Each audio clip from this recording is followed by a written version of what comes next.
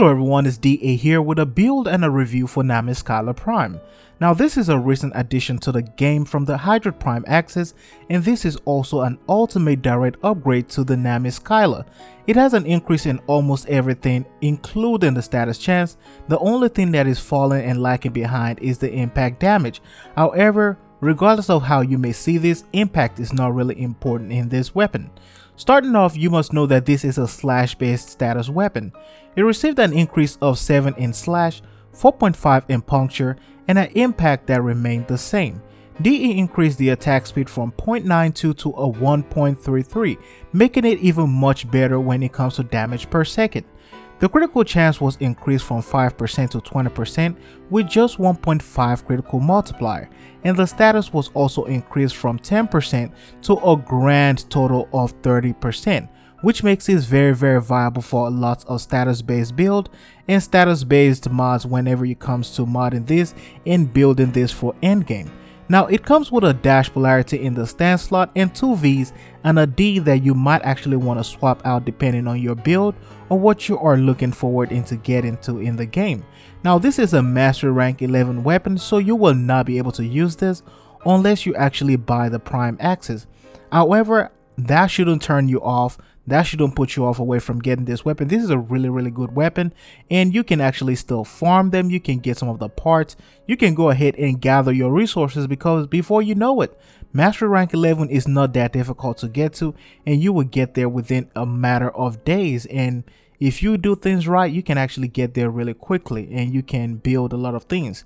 So that way you can actually get to use this weapon and enjoy what a lot of people are enjoying in the game. So what makes this weapon a must-have, or what makes it level worthy?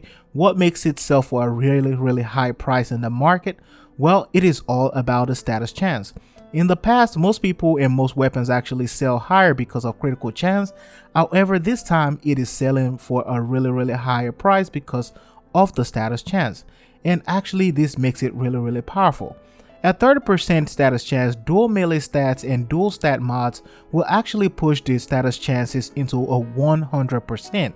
Now this is one of those things that you rarely see in any weapon in the game. This makes it a great thing and a great weapon for different forms of elemental build.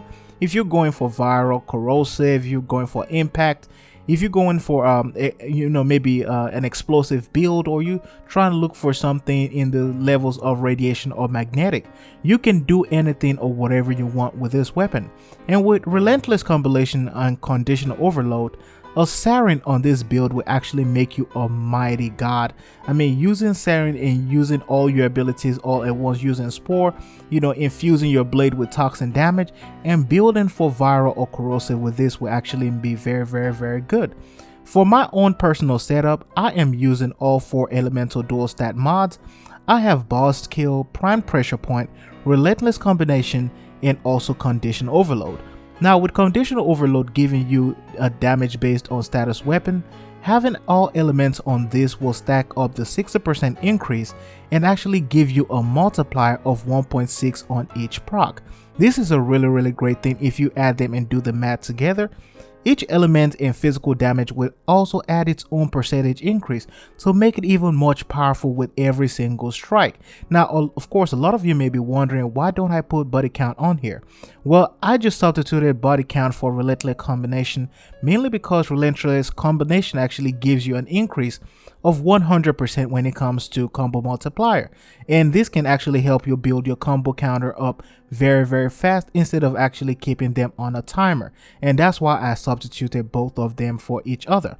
I'm also using a corrosive and impact build to go through enemies, and also known for them to actually knock them down and give them a powerful ground finisher. Now I know that this is not a puncture based weapon and it is a slash based weapon. However, a corrosive build can still do some damage, and a blast damage also will help you in knocking a lot of these enemies down, which is also one of the main reasons why I use this. Striking a lot of these enemies, because you have 100% status chance, you are easily able to mow through a huge pile of them and actually knock down some of the really difficult ones, which is one of the reasons why impact is also very viable in this build. Altogether, this is a really great weapon. It's an amazing weapon. The design and every single thing about it, including the stats, are amazing, but would have been much more better if we have a much cleaner stance and better stances for the dual swords in the game.